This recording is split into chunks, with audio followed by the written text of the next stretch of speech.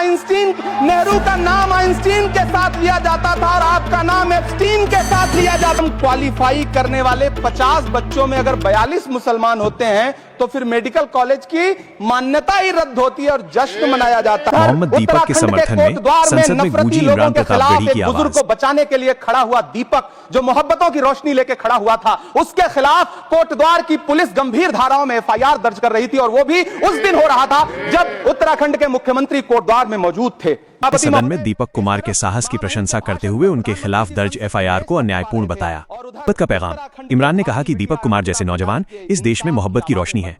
जब एक बुजुर्ग को धमकाया जा रहा था तब दीपक ने अपनी पहचान को इंसानियत से जोड़कर नफरत फैलाने वालों को आईना दिखाया। इसकी भूमिका पर सवाल। उन्होंने तीखे लहजे में पूछा कि जो व्यक्ति शांति स्थापित करने की कोशिश कर रहा था और बुजुर्ग की रक्षा कर रहा था, पुलिस ने उसी पर एफआईआर क्यों दर्ज की? उन्होंने इसे विक्टिम को ही अपराधी बनाने की कोशिश करार दिया। बात रखने के लिए खड़ा हुआ हूं।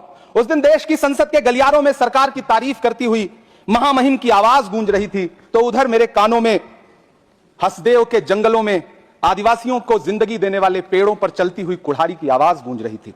सभापति महोदय, इस तरफ महामहिम के भाषण पर प्रधानमंत्री जी संसद की मेज थपथपा रहे थे और उधर उत्तराखंड की अभागी बिटिया अंकिता भंडारी के इंसाफ की आवाजें मध्यम पड़ती जा रही थीं, जो आज भी पूछ रही हैं कि आखिर वो वीआईपी कौन था जिसके लिए अंकिता भंडारी को मार दिया गया। सभापति महोदय, इधर महामहिम सामाजिक न्याय की बात कर रही थीं और उधर उत्तराखंड के कोटद्वार में नफरती लोगों के खिलाफ एक बुजुर्ग को बचाने के लिए खड़ा हुआ दीपक, जो मोहब्बतों की रोशनी लेके खड़ा हुआ था, उसके खिलाफ कोटद्वार की पुलिस गंभीर धाराओं में एफआईआर दर्ज कर रही थी और वो भी उस दिन हो रहा था जब उत्तराखंड के मुख्यमंत्री कोटद्वार में मौजूद थे। ये नया भारत है जहां दंगाइयों के खिलाफ एफआईआर नहीं होते बल्कि अमन और मोहब्बत की बात करने वालों के खिलाफ एफआईआर दर्ज होता।